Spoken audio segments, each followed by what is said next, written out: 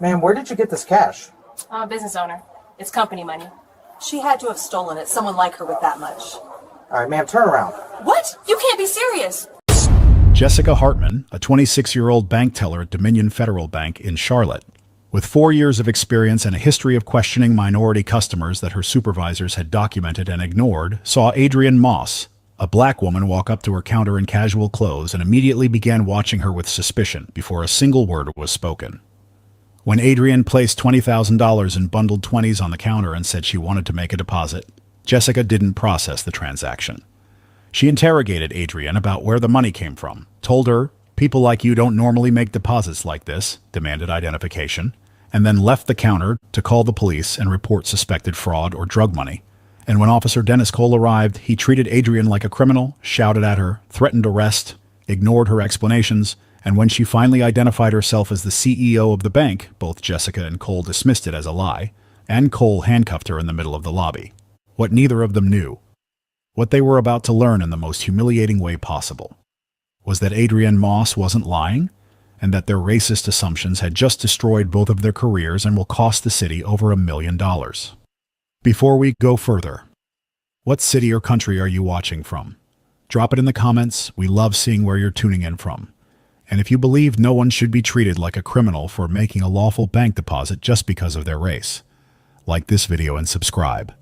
Adrienne Moss had been awake since 5 a.m. She flew into Charlotte from New York that morning for a quarterly business review at the regional office. The kind of routine visit she made 4 times a year to check in on branch performance, meet with district managers, and review expansion plans. Her assistant Maya had packed the day with back-to-back meetings starting at 11 a.m., but Adrienne had one personal errand she wanted to handle first. She had $20,000 in cash sitting in her leather bag. It was earmarked for a property investment closing later that week, and rather than carry it through 2 more meetings and a flight back to New York, she decided to deposit it that morning. She texted Maya, "Branching into the Charlotte location for a quick deposit. Meet you at the office after." It was supposed to take 5 minutes. Adrienne Moss was 47 years old and had spent 22 years working her way up through Dominion Federal Bank. She started as a branch manager in Brooklyn, moved to regional director in Philadelphia, then executive vice president in Boston, and 6 years ago she was named general CEO of the entire institution. She oversaw 340 branches across 12 states. The Charlotte branch she was about to walk into? She had personally approved its construction budget 3 years earlier. But that morning, she wasn't dressed like a CEO. She was dressed like a woman who had a 6 a.m. flight and valued comfort over performance when she wasn't on stage. Dark jeans, black blazer, white sneakers, leather bag over her shoulder, reading glasses tucked into her pocket. No jewelry except the watch her father gave her when she made VP. She walked into the Dominion Federal Bank branch on West Trade Street at 9:47 a.m., joined the line behind 4 other customers, and waited her turn like everyone else. The lobby was busy. Morning rush. People depositing checks, withdrawing cash, opening accounts. The tellers behind the counter moved through transactions with practiced efficiency. Adrienne watched them work and made mental notes. Customer wait time looked reasonable. Signage could be clearer. One of the deposit slip dispensers was empty. When her turn came, she stepped up to the counter where a young woman sat behind the glass partition. Blonde hair pulled into a tight ponytail, sharp features, name tag that read Jessica Hartman. She had been working at this branch for 4 years, and in those 4 years she had developed very specific ideas about what kind of customers made large deposits and what kind of customers were up to something they shouldn't be. Her supervisors had documented complaints from minority customers. 4 over the years, all claiming Jessica had treated them differently, questioned them more aggressively, made assumptions based on appearance. The complaints had been filed, noted, and ignored. Jessica looked up as Adrienne approached, and the moment she registered who was standing in front of her, a black woman in jeans and sneakers. Something in her expression changed. Her eyes moved from Adrienne's face to her clothes to the worn leather bag over her shoulder, and the professional courtesy that had been there a second ago cooled into something else entirely. "Good morning," Adrienne said with a smile. "I'd like to make a deposit." Jessica's response was flat. "Account card?" Adrienne placed it on the counter. Jessica picked it up, glanced at it without really reading it, and set it aside. "What are you depositing today?" Adrienne opened her bag and pulled out a bundle of cash, $20,000 in bundled 20s, neatly wrapped and counted. She placed it on the counter between them. Jessica stared at the money. Her eyes lingered on it for a long moment before moving back to Adrian's face. "That's a lot of cash." "It is," Adrian said evenly. "Where did you get it?"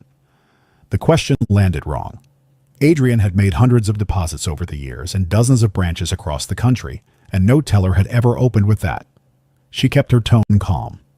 "I'm depositing it into my account. That's all you need to process the transaction."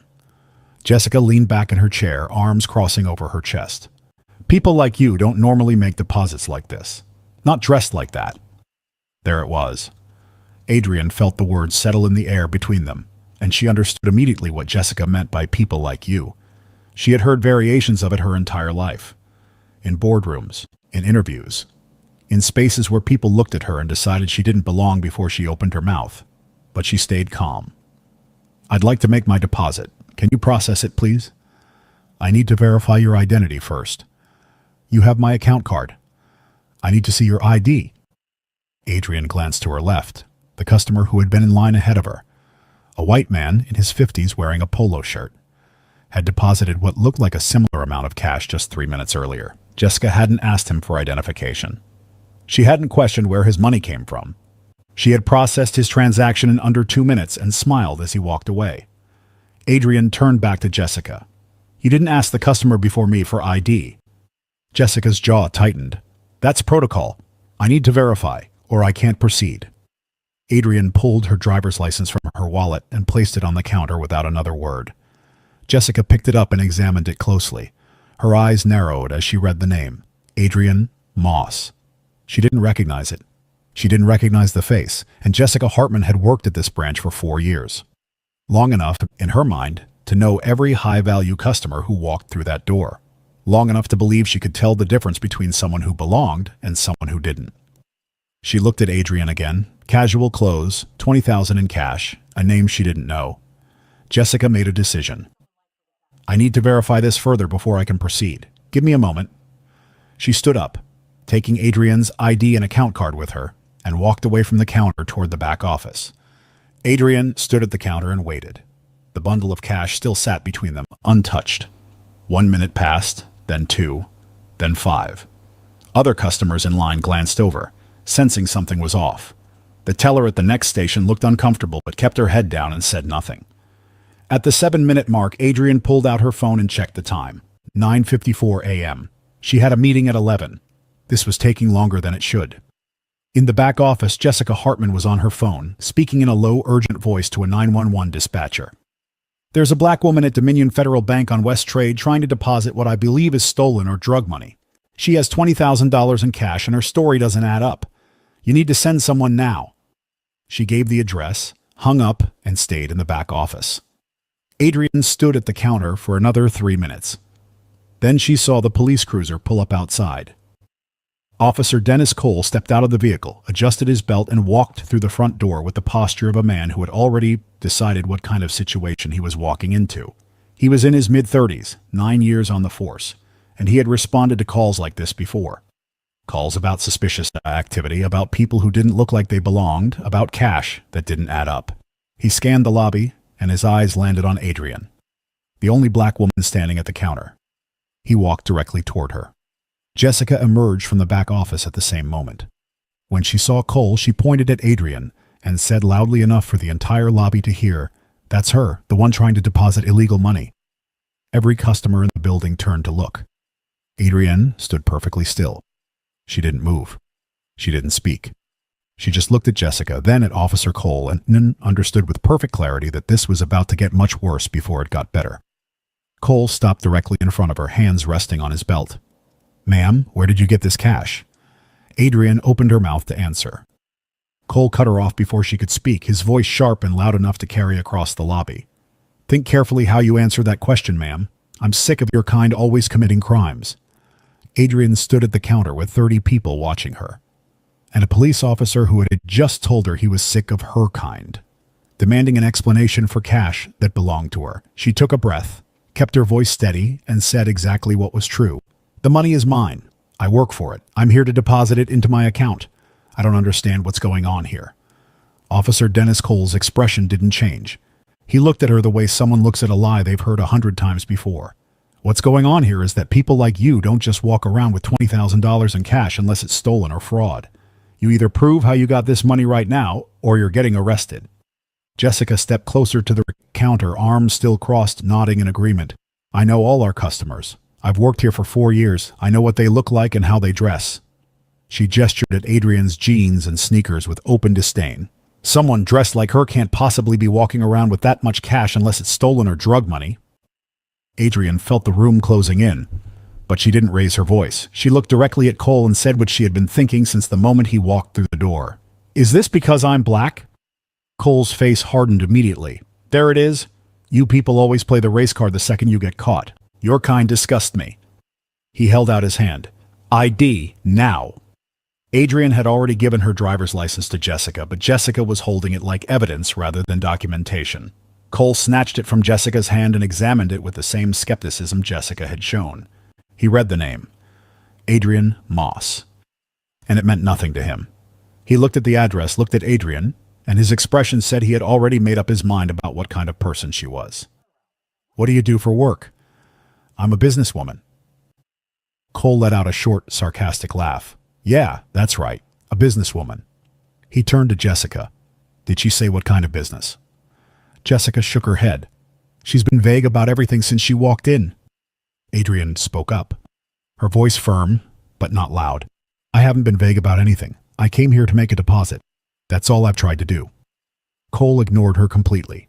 He pulled out his radio and spoke into it while staring directly at Adrian. Running an ID check. Stand by. Then he looked back at her, his hand resting on his belt near his cuffs. Don't move from that spot. You understand me? Adrian nodded once, and in that moment. While Cole was waiting for the ID check to come back, while Jessica stood behind the counter looking satisfied, while every customer in the lobby watched this scene unfold, Adrian pulled her phone out of her pocket and typed quickly. Being detained at Charlotte branch. Police called on me, accused of depositing illegal money. Come now, full security. She hit send and slipped the phone back into her pocket. Cole's radio crackled. The voice on the other end confirmed what Adrian already knew. ID is clean. No warrants, no priors, nothing. Cole looked at the radio like it had given him the wrong information. He looked back at Adrian, and instead of apologizing or reconsidering, he doubled down. You're being detained for further verification. We're going to the station to sort this out. Adrian's voice was calm, but there was steel underneath it. You're arresting me? For what? For suspected fraud and failure to provide adequate explanation for the source of funds. I told you the money is mine, my ID is clean, you have no probable cause. Cole stepped closer. I have plenty of cause, now turn around. Adrian didn't move. I'm not going anywhere. I need to tell you something and you need to listen. Cole's hand moved to his cuffs. Turn around. Last warning. Adrian spoke quickly, clearly, looking directly into his eyes. My name is Adrian Moss. I am the General CEO of Dominion Federal Bank. This bank, the one you're standing in right now. I flew in from New York this morning to make a deposit in my own institution. She reached into her bag and pulled out her official CEO identification card. The one with her photo, her title, and the Dominion Federal Bank logo stamped across the top. She held it up for both Cole and Jessica to see. Jessica looked at the card, looked at Adrian, and then she laughed. It was loud and sharp and dismissive. The CEO is in New York, and she would never be someone dressed like you. That's a lie. Cole looked at the ID card, chuckled, and shook his head. No surprise. People like you will say anything to avoid getting arrested. You think I'm stupid? Adrian tried to speak again, tried to explain, but Cole was done listening. He grabbed her arm, turned her around, and pulled her hands behind her back. The cold metal of the handcuffs clicked around her wrists, and Adrian felt the weight of them. Not just the physical weight, but the weight of what this moment meant. She was standing in her own bank, in a building she had approved funding for, in a lobby where her executive portrait hung on the wall in the back hallway, and she was being arrested because a teller and a police officer couldn't process the idea that a black woman in casual clothes could be the person in charge. Cole's voice was in her ear now, low and satisfied. You're under arrest for suspected fraud and obstruction. You have the right to remain silent. Adrian didn't stay silent. Her voice carried across the entire lobby. I am the CEO of this bank. My assistant is on her way. You are making the biggest mistake of your career. Jessica walked out from behind the counter, moving toward the pile of cash still sitting on the countertop. Cole gestured to her. Bag that money. We'll need it as evidence.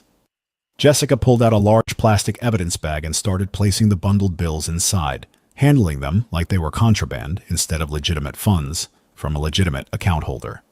Adrian watched her do it, watched Cole stand beside her with one hand on Adrian's arm, and understood that neither of them believed a single word she had said. A customer near the door, a middle-aged woman who had been watching the entire interaction, pulled out her phone and started recording. Another customer, a man in a business suit, spoke up. "Officer, I think you should verify what she's saying before you take her out of here." Cole turned on him immediately. "Sir, step back. This doesn't concern you." The man held his ground. "I'm just saying she's been calm this whole time. She's cooperating. Maybe you should check." "Step back, now."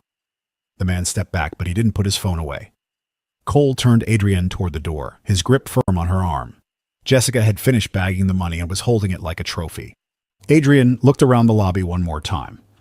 At the customers watching, at the tellers behind the counter who looked uncomfortable but said nothing, at Jessica who looked vindicated, at Cole who looked like he had just closed a case. And then she heard it. The sound of car doors slamming outside, multiple car doors, all at once. Cole heard it too. He paused, still holding Adrian's arm, and turned toward the front entrance. 3 black SUVs had pulled up directly in front of the bank, parked at sharp angles like they had arrived in a hurry. The doors opened simultaneously, and 6 men in black suits stepped out. They moved with precision and purpose, and leading them. Walking fast, tablet in hand, expression locked in fury, was Maya Chen. She pushed through the front doors of the bank, and her eyes found Adrian immediately, handcuffed, standing beside a police officer, in the middle of the lobby. Maya's voice cut through the entire building like a blade. "Release that woman right now!" Maya Chen didn't wait for a response. She crossed the lobby in 6 strides, her heels clicking against the marble floor like gunshots, and the 6 men in black suits fanned out behind her in a formation that made it very clear they were not there to negotiate. She stopped 3 feet from Officer Dennis Cole, looked at Adrian, standing in handcuffs, and then turned her full attention to Cole with an expression that could have stripped paint off a wall. "Do you know who you just handcuffed?" Cole's grip on Adrian's arm tightened slightly, but his voice stayed steady. He had dealt with angry family members before, angry friends, angry lawyers, and he wasn't about to be intimidated by a woman with a tablet and a security team. "Ma'am, step back. This is an active arrest." Maya didn't step back. She stepped closer. "I asked you a question, officer.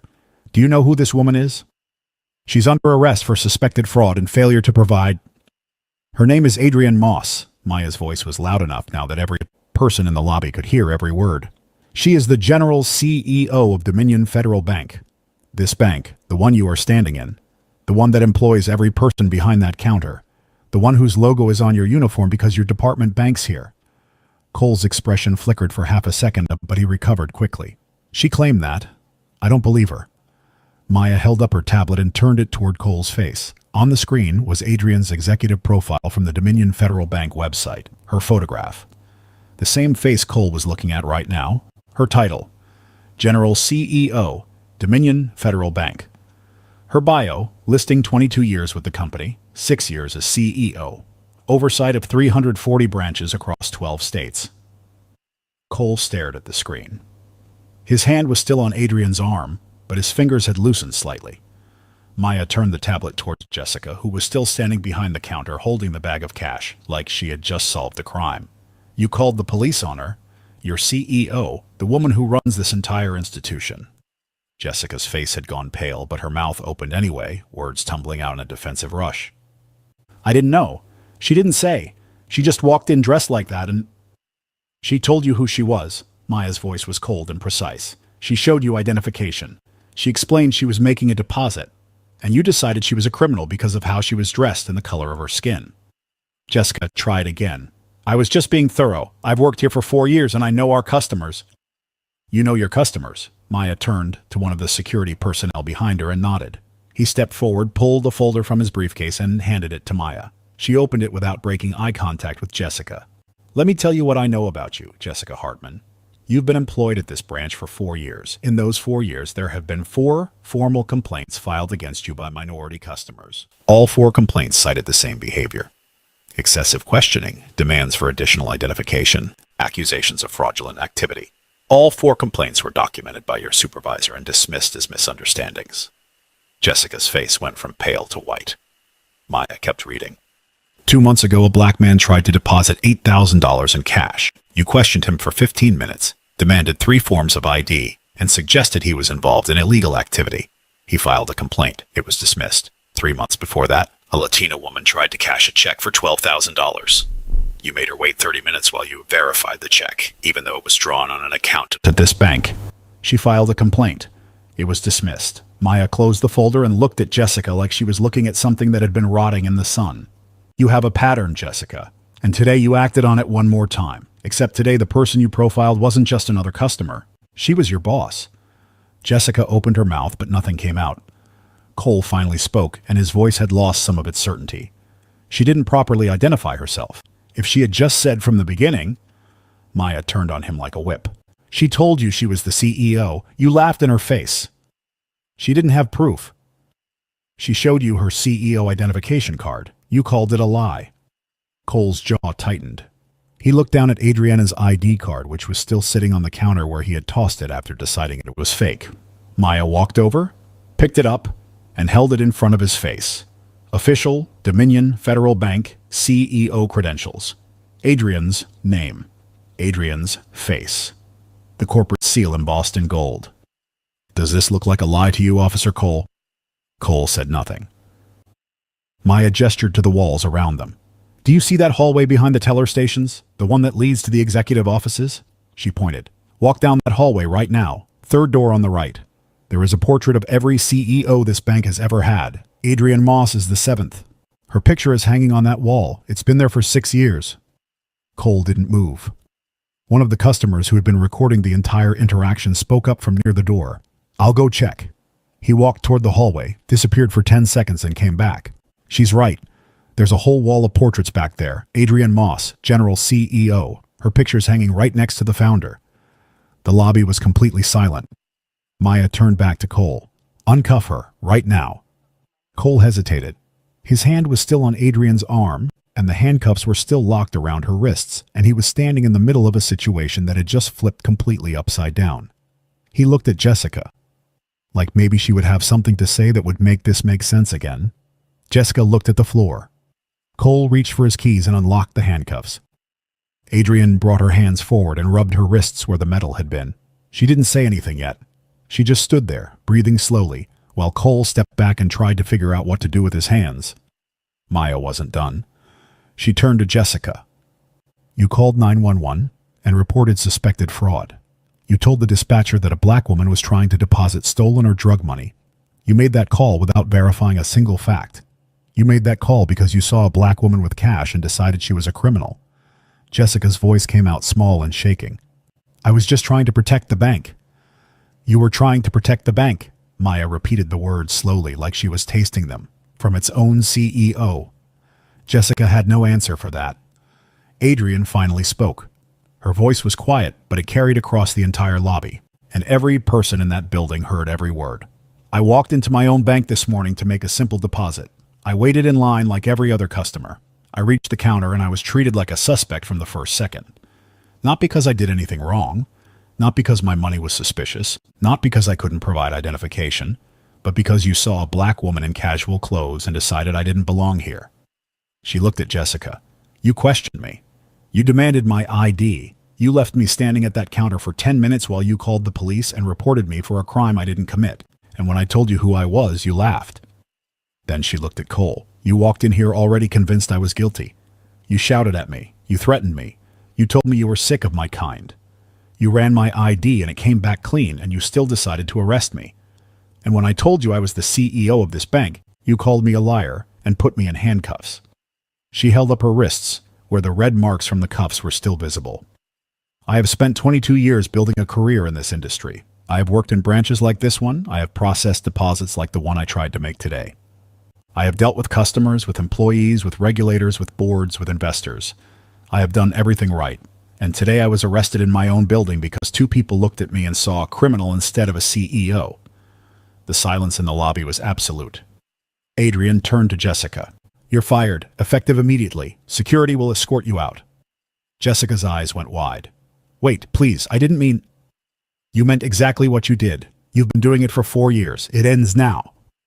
Two of the men in black suits moved toward Jessica. She looked around the lobby like someone might step in and save her, but no one moved. The other tellers behind the counter looked away. The branch manager, who had finally emerged from his office during the commotion, said nothing.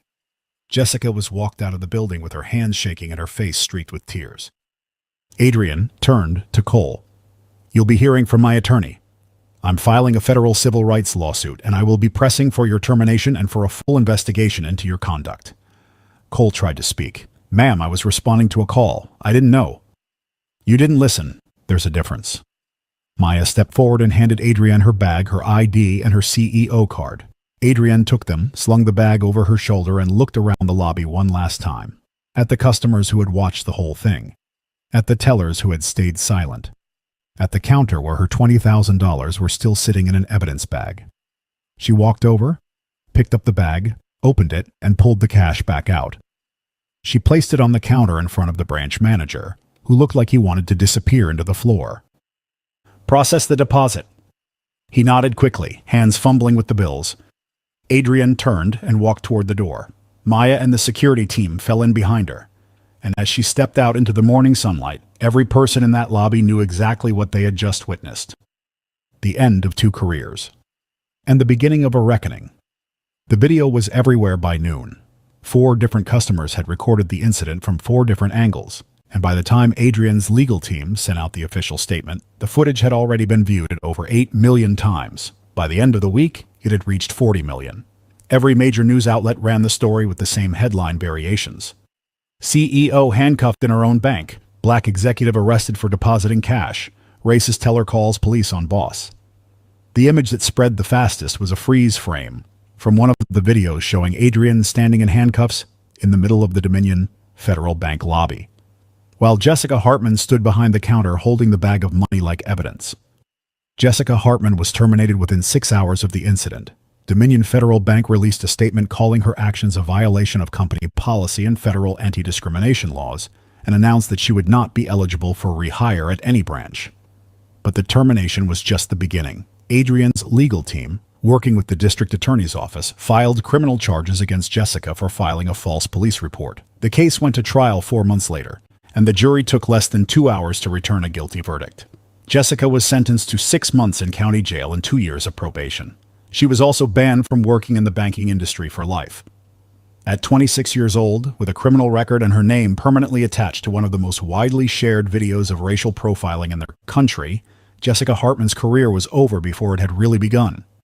Officer Dennis Cole's consequences came just as swiftly. He was placed on administrative leave the same day as the incident, and the Charlotte Police Department launched an internal investigation that revealed a pattern of conduct they could no longer ignore. Over his 9 years on the force, Cole had been the subject of 8 formal complaints related to racially biased policing. All 8 complaints had been investigated and cleared, but when viewed together as a pattern rather than isolated incidents, the picture was unmistakable. Cole had a history of treating Black and Latino residents with suspicion, aggression, and disrespect. His body cam footage from the bank showed him telling Adrienne he was sick of her kind, and that statement alone was enough to violate multiple department policies.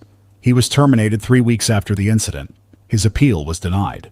At 35 years old, with no other law enforcement agency willing to hire him and his name tied to a viral video, Dennis Cole's career in policing was finished. Adrienne filed the federal civil rights lawsuit against Officer Cole and the city of Charlotte 2 weeks after the incident. The lawsuit sought $1.1 million in damages and demanded systemic reforms to prevent similar incidents from happening again.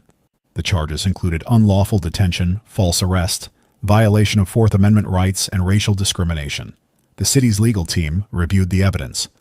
Multiple videos, witness statements, body cam footage, Cole's history of complaints, and Jessica's documented pattern of discriminatory behavior, and made the decision to settle rather than go to trial. They knew no jury would side with them. The settlement was finalized for the full $1.1 million within 4 months, and it came with a list of mandatory reforms that Adrienne had demanded. The Charlotte Police Department implemented new training protocols on implicit bias, created an independent review board for discrimination complaints, and established a requirement that all officers must verify claims before making arrests in cases involving suspected fraud or financial crimes. Dominion Federal Bank didn't escape scrutiny either. Adrienne used the incident as a catalyst for company-wide reform. She mandated bias training for all employees at every branch, implemented a new system for handling customer complaints that included third-party oversight, and established quarterly audits of customer interactions broken down by race to identify patterns of discriminatory behavior before they escalated. 3 other employees with complaint histories similar to Jessica's were quietly let go. The bank also issued a public apology and committed $5 million to a fund supporting victims of financial discrimination. 5 years later, Adrienne Moss is still the general CEO of Dominion Federal Bank.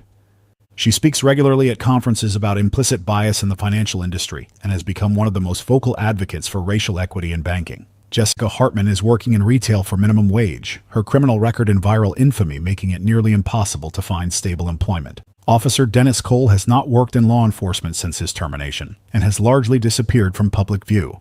The Charlotte branch of Dominion Federal Bank now has a large portrait of Adrienne Moss hanging in the main lobby where every customer and employee can see it. Beneath the portrait is a plaque that reads, "Leadership is earned through service, and respect is owed to every person who walks through our doors." The lesson was expensive, public, and permanent. A black woman should never have to prove she belongs in a space she built.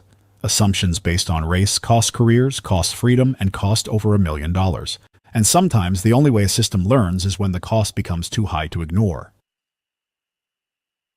If you believe a CEO should be able to make a deposit in her own bank without being treated like a criminal, share this story. Drop in the comments what changes you think every bank should make to prevent racial profiling. And if this story reminded you that dignity doesn't depend on a title, it depends on humanity. Subscribe, because we're going to keep telling these stories until assumptions stop destroying lives. Asterisk.